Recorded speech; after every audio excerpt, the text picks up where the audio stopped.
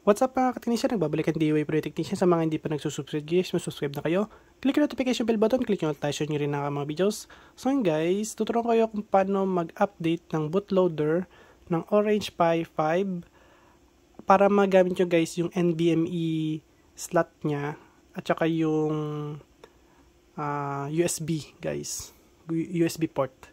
Ayan guys, so gagawin lang natin ay punta tayo sa Google. Tapos i-type nyo dito guys sa Google. Ayan. Type nyo dyan ay, or type nyo dito guys sa taas. Mas mabilis dito mag-type.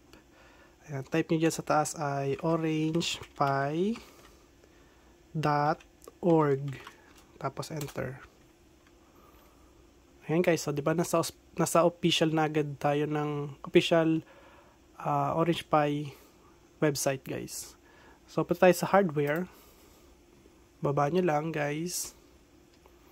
Basahin nyo Orange Pi 5. Hindi guys Orange Pi 5 Plus ha. Hindi to. Iba yung board nyan guys. Magkaiba yan. So sa baba nyan, ayan guys. Ito, Orange Pi 5. Yung normal lang guys. Ito kasi guys, Orange Pi 5B. Okay guys, magkaiba yan. I mean, magkapares yan. Pero mostly kasi gamit natin ito guys yung walang letra sa tabi ng 5. Okay, so click nyo lang more info. Tapos click nyo yung download. Tapos baba lang. Click nyo yung download ng Ubuntu image. And then dito guys, ito nga pala guys, sa sobrang dami ng file nito, hindi nyo alam kung ano yung gagamitin natin dito guys. So, para hindi kayo ma-confuse, basahin nyo mabuti ito guys. So, Ubuntu, lahat naman siya Ubuntu, diba guys? Ito may Jammy rin, diba? Tapos may Focal. So, itong gagamitin nyo guys, Jammy, Desktop, Genome. Okay? Magbago man tong Linux number na to, okay lang, basta Jammy, Desktop, Genome. Okay? Click nyo yung download. Sa akin guys, na-download ko na to. Kahit i-click nyo yung download din to, magsasalita lang siya na na-download ko na siya or existed na yung ano ko guys. Ayan o. Ayan. Download quote existed for this file. So, wala na yun guys. Kasi na-download ko na siya. So, makikita ko siya sa download folder ko. Ngayon guys, ito lang yung makikita nyo. Ito. So, right-click nyo yan. And then, extract here. Lalabas, guys, ito. At saka ito. Yan yung lalabas. Or, ito yung lalabas, guys. Ayan. Ito. At saka, ito. Ayan. Nilagay ko lang, guys, siya sa folder. Ayan. Okay? Para alam ko na ito lang yung gagamitin ko. Kasi magkaiba yan, guys. Ito kasi ay siya file. Ayan o, siya file. Ito ay image, guys. Mismo, ayan. This image file. Yan ang kailangan natin. Okay? So, ngayon, next lang natin ito. Para tayo dito sa my start. Type nyo PC. Enter. And then, sorry guys. Mali. So, start. Tapos, type nyo Balena. Ito, Balena Etcher. Ayan. So, click nyo lang yung flash from file. And then, kung wala kayo guys dito sa, sa lugar na to, kunyari nasa desktop kayo dito. Ayan. Nakalagay sa desktop or nakalagay sa download. Or, hindi man siya guys nakalagay sa download. Sa inyo kasi guys, for sure walang nakaganyan guys Yan parang ganyan siya. So, yung sa inyo guys, sa download nyo siya hanapin. Kasi nasa download nyo yan. Sa akin guys, nasa System 32 kasi sa akin guys So, nandito siya sa Orange Pi. Kasi nilagay ko na siya sa ibang folder. And then, click nyo lang yung Orange Pi 5. Orange Pi 5 yan guys. Tapos, click nyo yung open. Click nyo yung target. Yung target guys, hindi ko pa nalalagay yung microSD ko. So, pakita ko muna sa inyo. So, ito yung gagamitin kong microSD. Nasaan na ba yun? Wait lang guys. So ito siya guys. Ayan, 32 gig. Kasi kung makikita nyo yung file dito is 9.5 gig. So pwede ritong gamitin is 16 gig. Ayan, 32 gig. Yung matas sa 9.5 guys. So sa akin 32 gig. Kung may 16 gig kayo, yun na lang guys gamitin nyo. Pwede na yun. So lalagay ko lang siya sa card reader. Tapos salpa ko na siya. Ayan. And then, select natin yung target. Select lang natin to guys, X. Select target. And then, select nyo lang guys yung kung ano yung card reader nyo. Or kung ano yung microSD na ginamit nyo. Sa akin kasi, diba, pinakita ko sa inyo 32 gig. So, ito guys, 31.9. Almost 32 gig. And then, select lang natin yan. And then, flash. And then, yes nyo lang. Ayan guys. Hindi makita nyo magpa-flashing na siya dyan guys. Ayan. Ngayon guys,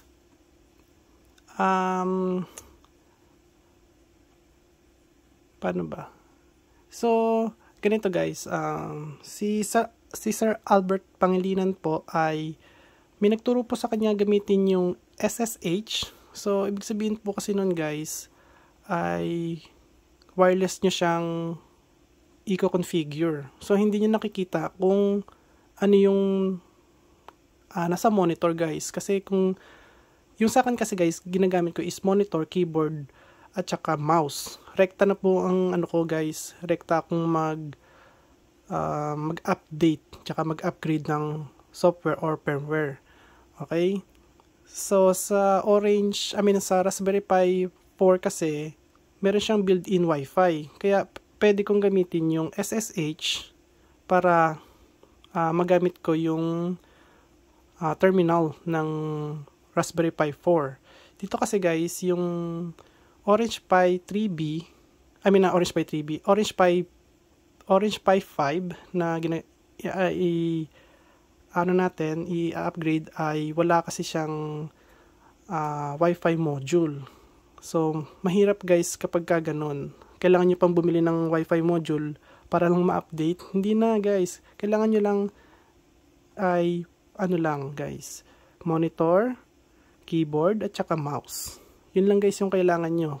Kasi para makita nyo, harap-harapan yung actual na nakikita nyo yung mismong operating system niya. Okay? So makita nyo guys mamaya kung ano yung ibig sabihin ko.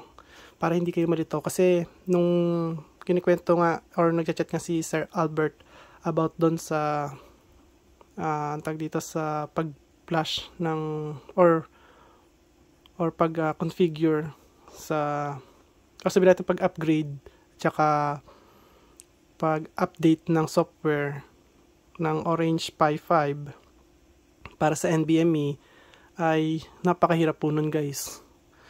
Ayun, so may nagtuturo sa kanya na napakahirap na tag dito, mahirap na gawain. Ito guys, yung gagawin natin dito is pinakamadali na to. Okay? Wala nang dadali pa dito dahil rekta na tayo guys. Direct to the point na tayo guys. Okay? So, tatapusin, ipapost ko muna to, yung video natin guys, and then pagka na-flash niya na yan, and then papakita ko sa inyo guys kung paano natin ikabit yan. Okay? At para makita nyo rin guys yung operating system. Okay? So, by the way nga pala guys, kawawa nga pala yung tinuturuan niya sa paggamit ng SSH kapag napaka-komplikado guys. Talagang napaka-komplikado guys kasi yung gawin, lalo na Orange Pi yung Orange Pi 5. Pag nagkamali ka ng paglagay ng software mo doon, ako po. Baka hindi na gumana yung Orange Pi 5 nyo. So, eto na talaga guys. Tignan nyo mabuti. Okay? Ano lang to, may lang yung video natin. Kaya-kaya nyo to. Okay? So, ayan guys. Finishing na.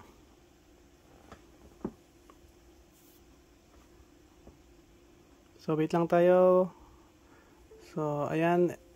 Cancel lang to guys. Ayan, kung nakita nyo guys, nakalagay dito, flash complete. So, wait nyo lang guys na mag-flash complete ha. Huwag lagi kayo mag-X ha. So, ayan, complete na siya ha. And then, X nyo na siya. Okay, pagka-complete na, ay, X nyo na. Ito cancel, ito X na rin to. Tapos, click nyo lang dito guys, itong arrow up. Tapos, click nyo itong USB. And then, pag may nakita kayo dito, yung ano nyo guys, yung sa micro SD nya. So, click nyo lang yun para matanggal siya guys. Dito guys, wala na. So, nag-automatic na pala siyang nagre-reject guys. Ayan. And then, eject pala, sorry, reject tuloy. So, eject, automatic nag-i-eject siya. And then, tanggalin nyo na siya guys sa sa card reader niya. Ayan. So, eto na siya guys Ayan. Tingnan nyo mabuti Ayan yung ginagamit ko para hindi ko kayo dinadaya. Okay? And then, lalagyan natin to sa may Orange Pi 5 natin. So, pakita ko sa inyo guys. So, ayan guys. Gamit tayo ng ibang monitor. Kasi ito guys, capable niya is sa HDMI. Ayan guys. Kasi yung nasa desktop natin is VGA lang yon. So, kailangan natin ng keyboard. So, lagyan natin yung keyboard. Ayan guys, para hindi ko kayo dinadaya. Ayan. At nakikita nyo lahat ng ginagawa ko. So, lagyan lang natin yung keyboard dyan. Ayan guys. Tapos yung mouse. Ito guys, sa mouse. And then, kailangan natin ito guys. Siyempre, internet or ISP. Yan, galing sa router to guys sa ISP. Tapos power niya ito. Pero bago yan guys, kailangan muna natin ikabit yung full HDMI. So, ayun siya guys Ayun Ayun. Nasa monitor siya. Okay? So, gagawin kasi natin ito is rekta na guys. Hindi na natin kailangan ng SSH. Hindi na natin kailangan kontrolin wirelessly. Ito, rekta guys. Ibang monitor ang gamit natin. Or kung ang monitor nyo ay capable ng tag dito, HDMI, di HDMI guys gamitin nyo. Kasi ito HDMI to HDMI to. Yung sa computer ko, VGA yon, VGA to VGA kasi yon. Okay, so tignan nyo. Ay, di pa pala siya gagana kasi, boss, di pa siya nagana. Di pa natin nalalagay ito. Yung micro SD card. Tanggalin muna natin. Tanggalin muna natin siya. Lagyan muna natin yung micro SD card niya. Yung pinalash natin kanina. And then, kabit na natin siya. Ayan. Para nakikita nyo pa din. Ayan Ayan siya guys Ayan So, ayan na siya guys. Tingnan nyo Ayan. Walang magic yan. Rekta tayo mismo sa Orange Pi. Ayan. So, keyboard. Ayan guys. So, kontrolin ko siya ng keyboard. Ayan. So, para walang daya. Ayan yung keyboard guys Mouse. Control sa mouse. Yung pointer. Syempre. Pag sinabi kong right click. Ito guys yung right click. Ito yung left click. Right click. Ayan left. Right click, ganyan. Kahit grade 4, kayang-kaya na to guys, gawin Kayo pa kaya, mga piso wifi builder na kayo. Yun nga, sinasabi ko sa inyo, kawawa yung tinuruan si Sir Albert ng wirelessly ang niya, ang upgrade tsaka pag-update ng bootloader ng NVMe. Diba? Tsaka yung yung USB port. Ayan sa atin guys, kita nyo, rekta yan mismong niya. Mismong software niya or yung operating system. Ayan. Okay, matakot kapag itim yung nakita nyo kasi sa gilid doon may nagbi-blink. Meron siyang may guhit siya doon So, wait lang kayo. Ayan meron na siyang Okay na guys. So, ngayon, Wait lang tayo, guys. Wait tayo mga 1 minute. Ayan. So, malalaman nyo na may ano na tayo dito, guys. So, ito. Tignan nyo. Ito yung ano ko. Ayun, tignan nyo. Ayun. Nakita nyo to? Ibig sabihin na to, meron na tayong connection sa gigabit port ng Orange Pi. Okay? Wait lang tayo konti. Wait lang tayo ng konti. Kasi may lalabas dyan, guys, yung ano, yung software updater. So, wait lang tayo, guys. Ayan, pala nakikita nyo lang din. Pagka lagpas na ng 1 minute, hindi pa rin lumabas yung software updater dito. Eto, guys, kiklik nyo to. Itong terminator. Okay. So, tingnan natin. Ayaw pa rin lumabas. So, okay. Ayan, guys. Buti hindi pa natin nakiklik yung terminator. Ayan, guys, lumabas. So, software updater. So, gawin natin, install now. Ayan, so, installing update. Ayan, guys, password niyan ay, ito mismo, Orange Pi. Ganito, guys, ganito, Orange Pi. Okay, so, isusulat ko lang dyan sa password, Orange Pi. Walang ano walang space yan, guys Tapos click enter. Ayan, guys, installing update na siya. Ayan, guys, kung nakita nyo, boss, bakit nag-failed to download ano yan, guys? Tapos sabi niya check daw internet connection, pero nakita niya may internet connection naman tayo. So ibig sabihin niyan, update na yan, guys. So okay nga lang yan. Punta tayo sa terminator. So sa terminator, ayan, guys ayan, paano ba? Yung kita nyo. Ayan. Ayan. So, gawin natin ay type natin sudo apt space. May space yan, guys lagyan nyo yung space. Pagka nilagyan ko yung space, lagyan nyo rin space. Update. Ayan. Space. Tapos, yung end. Ayan, guys Tapos, space ulit. Sudo apt space upgrade para dire-diretso siya, guys. I-update niya na siya, i-upgrade niya pa siya. Okay? Tapos space minus y. Okay? Tapos enter niya lang. So, hanapin niya yung password ulit. Ayun password for Raspberry Pi. Pero ang password talaga niyan, guys, sorry, Raspberry Pi talaga. Orange Pi, password for Orange Pi. Okay? So, ayun lang yung password niyan, guys. Orange Pi. Orange. Type nyo. Pi. And then enter. Ayan na siya, guys. Nag-update na siya. Nag-upgrade pa siya. Diba? So, ganyan lang, guys. Okay? Wait nyo lang yan. Hindi ko to ipapost dahil at least sabay tayong nag-update tsaka nag-upgrade. May ano siya, guys, may katagalan kasi nga yan nga ina-upgrade niya tsaka ina-update niya yung NVMe tsaka yung USB port. Okay?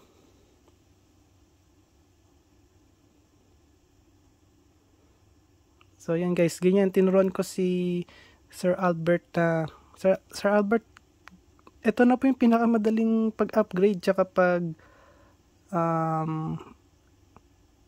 pag-update ng bootloader para sa NVMe ng Orange Pi 5. Hindi na po para bumili kayo ng wireless antenna or wireless Wi-Fi or USB Wi-Fi.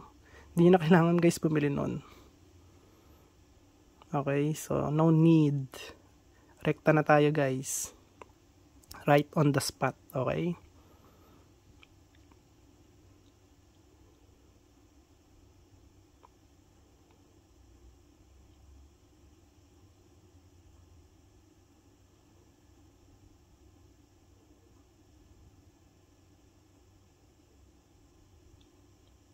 Tsaka nga pala, guys, depende rin sa internet nyo, kung gaano kalakas ang internet nyo, kung gaano kabilis ang tag dito, linya nyo, or yung Mbps or Gbps guys.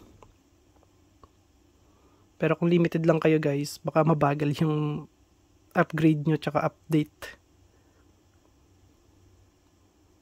So ayan guys, kung nakikita nyo, ayan na siya.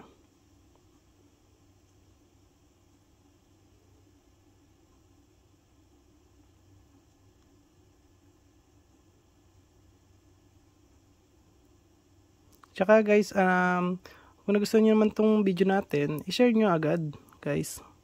O yan, nga pala guys, ayan na. So kung nakita nyo, nakatagay dito guys, ayan na, default N or no, kasi yan guys eh. So ang gagawin natin, kasi kailangan natin install the package maintainers version guys. Install the package maintenance version. So kiklik lang natin yung, or type natin yung Y, tapos enter. Ganun ulit guys, nagtatanong ulit siya. Yun ulit yung gagawin natin. I-type nyo yung Y, tapos enter nyo lang. Dire-diretso na ulit yan.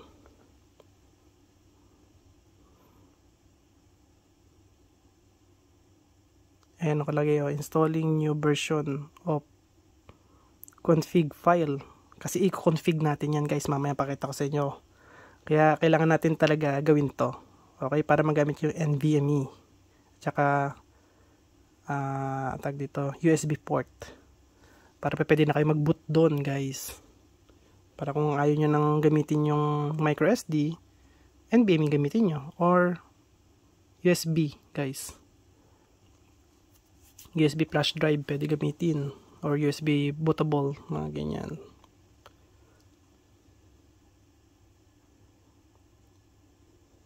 Ito na yata yung matagal-tagal guys.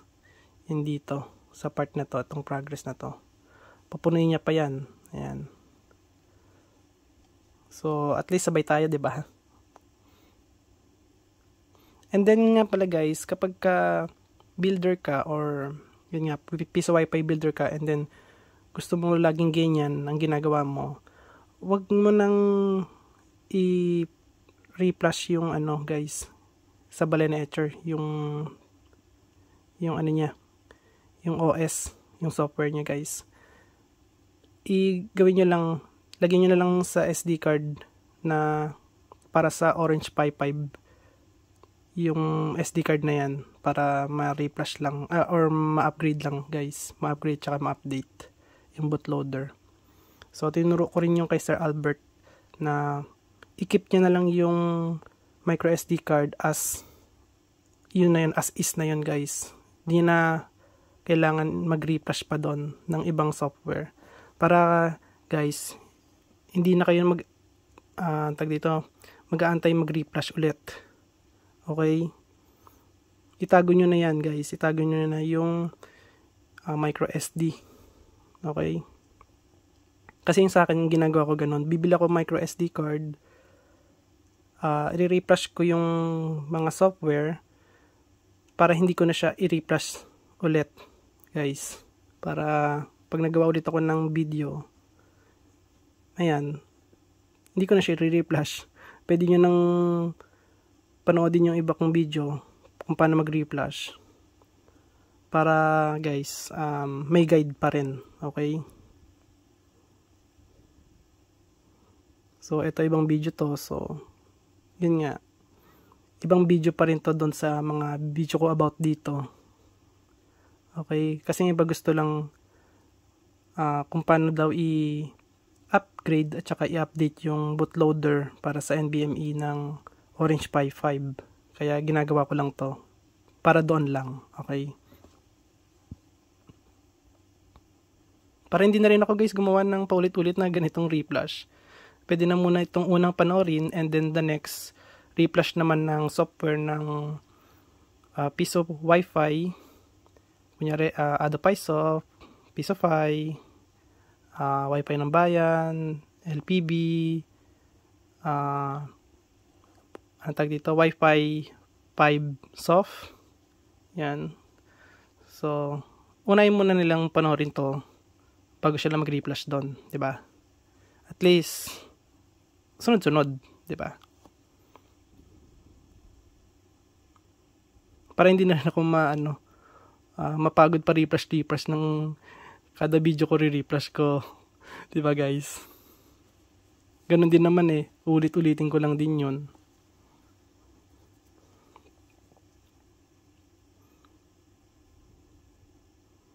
Ayan, habang nag-uusap tayo, nagpa-progress yung ganyan. Pag in-skip nyo ng in-skip tong video natin, hindi nyo narinig yung mga sinasabi ko, wala ka, bahala kayo.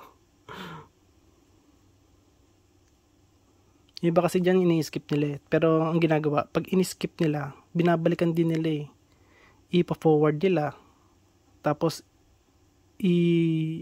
nila, ang tag dito, yung previews, mga ganyan. Diba? Di, para mo lang niloloko sarili mo. Sumabay ka na lang sa akin kasi sumasabay din naman yung software mo.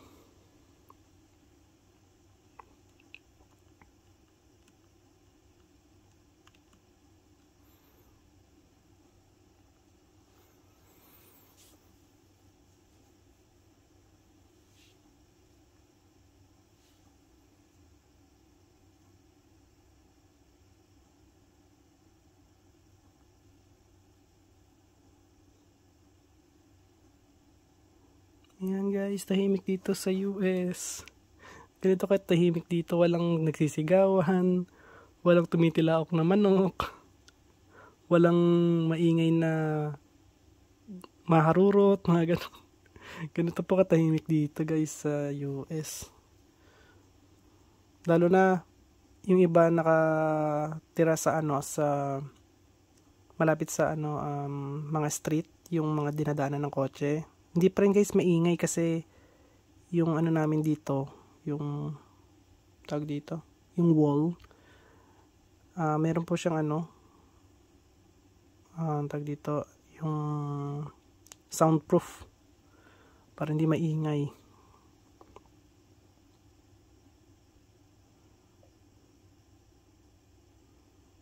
Ayan. Tagal pala nito, no? 'Di ba?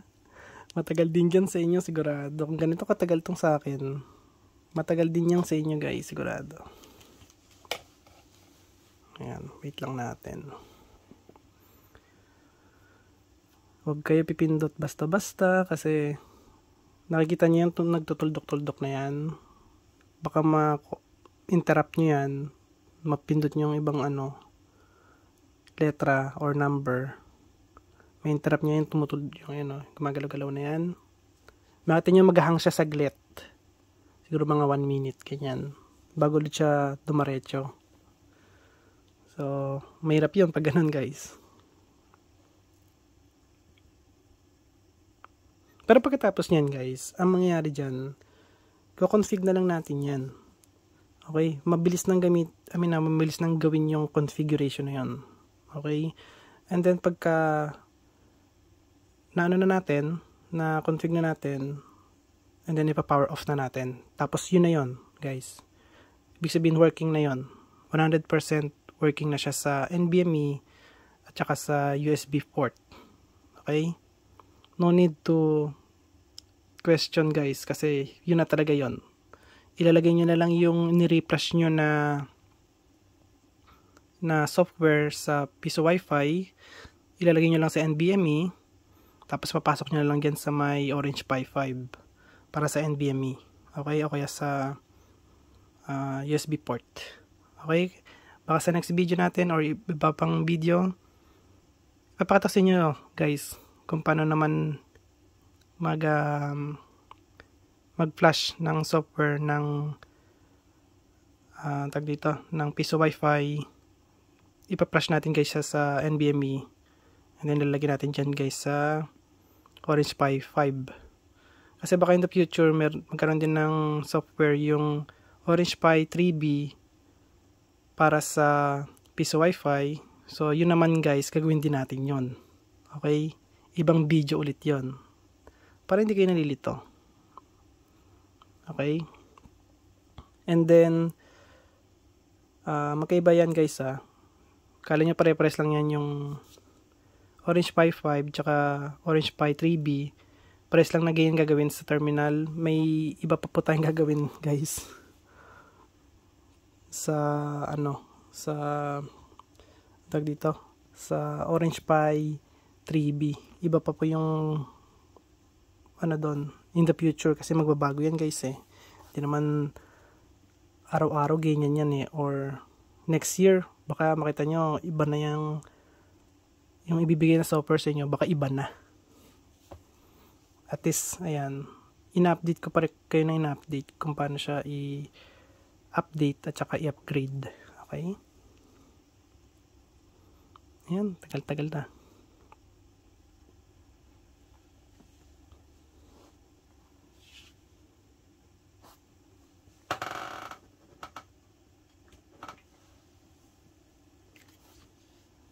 Baka malubat pa yung phone ko.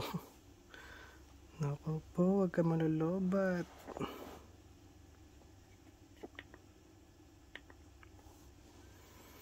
Yan, charge ko lang. Habang nakikita nyo yan, charge ko yung phone ko. Mahirap na guys.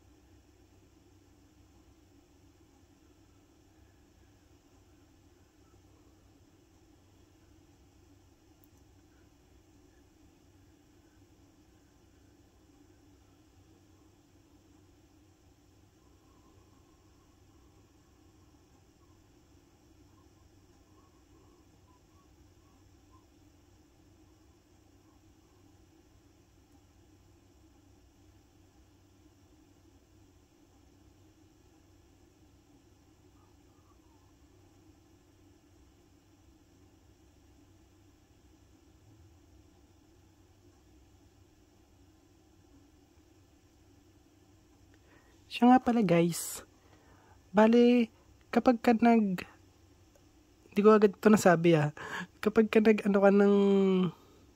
nag-upgrade ka or nag-update ka ng Orange Pi 5 or Orange Pi 3B, guys please make sure na nakalagay or may nakalagay sa kanyang heatsink guys, kasi kapag hindi nyo siya nilagyan ng heatsink, mainit po yung CPU. Okay, pagka mainit yung CPU niyan, hindi niya kaya yung i-handle yung init. Ang mangyari dyan guys, yung progress na yan, ang tagal niyan guys bago mapuno. Okay, baka hindi na kayo sumasabay sa akin kasi mainit na yung CPU nyo. So please, make sure na naka-heatsink po siya. Okay, or merong cooling fan na nakatapat sa kanya. Or kung gusto nyo, ilagay nyo yung electric fan nyo, kung wala kayong heatsink, itapat nyo doon sa Orange Pi 5 or Orange Pi 3B. Okay guys?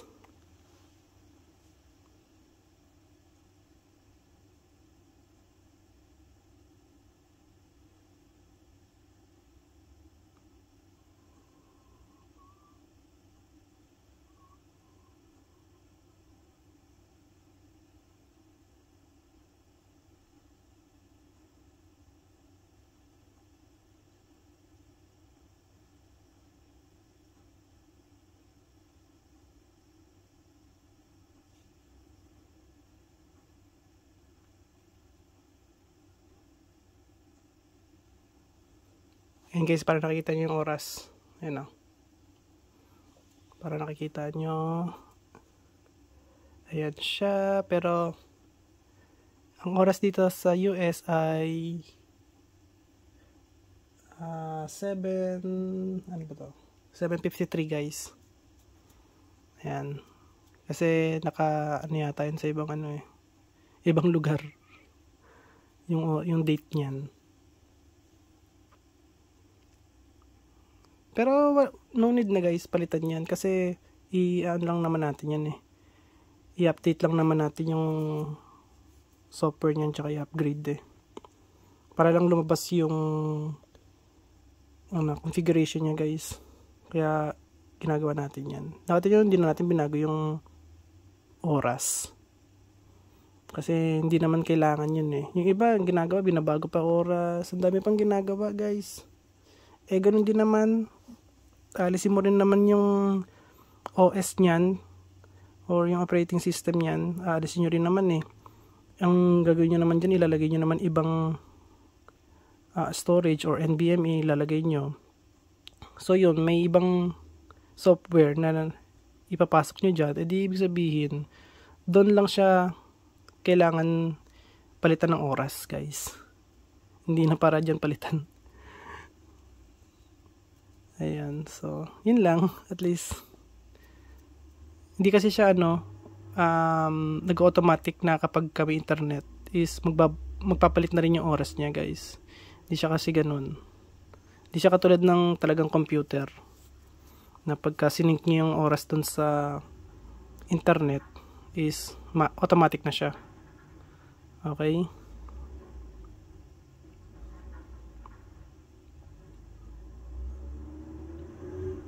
Ayan guys, yung narinig nyo na yung maingay na yan naman, kumukuha po ng basura. Kung may narinig yung maingay.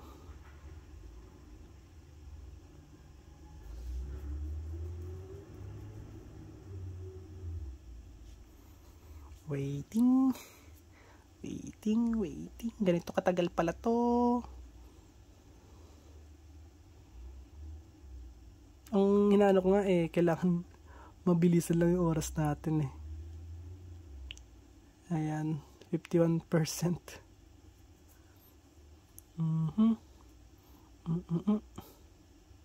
Ayan na, 52 na. Bumibilis 54 na agad. Naririnig siguro ako. Ayan na, mabilis. 59 na. Ayan na, 61.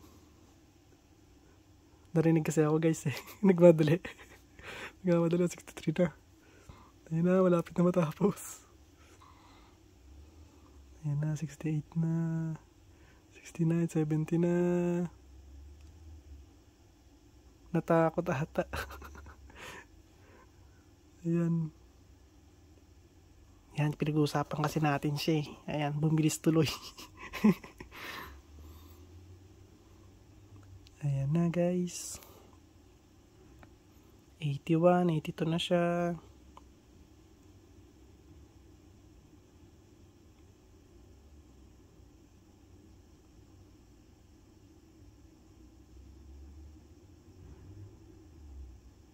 Kala ko ang tagal nun ah. Ayan, para kita nyo.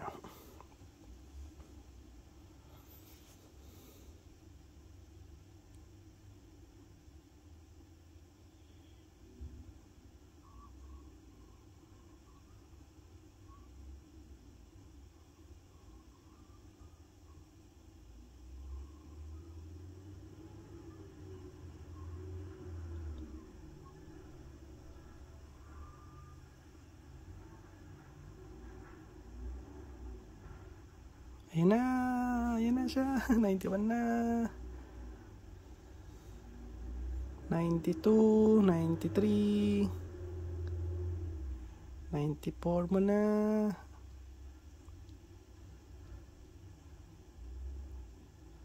Guys, bilisan nyo guys. Ayan na, 95 na, 96.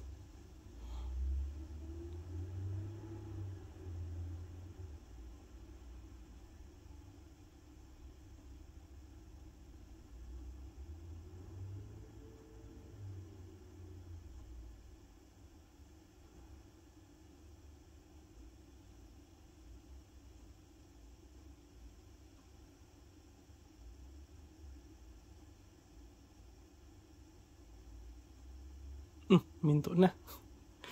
96 minto na. Ayos. Yun, 97. Bigla naman gumalaw. What the heck? Ayan na siya, guys. Okay na siya. 99 na.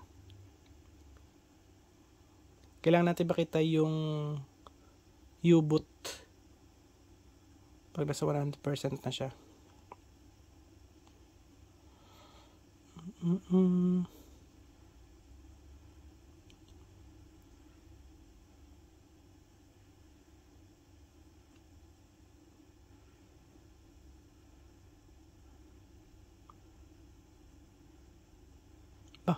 Tumagal naman oh. 99 na eh. Isa na lang eh. Hello. Isa na lang. Yun guys, U-boot format. Ayun oh. U-boot format. Diyan na siya. Converting to U-boot format. Converting to USB yan eh. USB boot. Ayan na siya. Okay na siya. Wait lang tayo konti. Ayan, ano na yan guys. Ayan, okay na. So, pag nakakita kayo ng Orange Pi at Orange Pi 5, ayan, pag nakakita kayo ng ganyan green, guys, pwede na kayo mag-type. So, i-type nyo sudo, ayan, sudo Orange Pi dash config. Ayan. And then enter. Ayan guys, hinahanap tayo ng password. So, ano password natin? Orange Pi. Ayan, Orange Pi. Enter. So, ayan guys. Ngayon, enter nyo lang yan sa system. Ayan guys, kung nakita nyo, nasa system siya. Enter nyo lang yan. Enter nyo lang din sa install. Ayan guys. Install. And then, ito na siya guys. So, baba nyo lang sa keyboard guys ha. So, itong ginagamit ko naman keyboard. So, ito yung taas, ito yung baba. So, pag tinaas ko siya, ayun. Pag binaba ko siya, ayan. So, ilagay nyo lang guys sa 7. So, nasa 4 siya. Ayan, 4, 5, 7. So, enter nyo lang. And then, i-click nyo syempre yung yes. Ayan. And then guys, kung nakikita nyo, ganyan lang siya. Pero guys, ang nangyari dyan is, naglo-loading na yan guys. Okay? Wait nyo lang siya, babalik siya sa dati. Sa dating menu. Ayan, para nakikita nyo. So, hindi natin yan aanin guys. Hindi natin ipapause. Para makita nyo na babalik siya sa dating menu. Ayan, sa option. Or sa settings, babalik sa dating settings, okay?